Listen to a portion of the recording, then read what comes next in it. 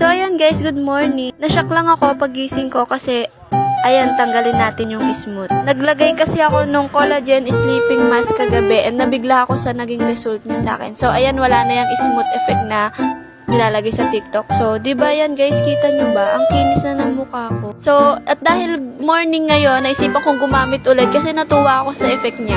So, ayan, buksan natin. And gagamit ulit tayo kahit umaga. Kahit nakalagay sa box is collagen good night sleeping mask. Diba tama ba?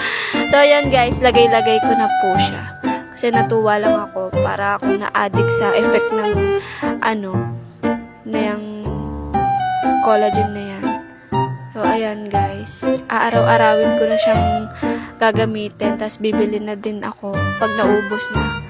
Kasi wala talaga akong ginagamit sa mukha na skincare, ganyan.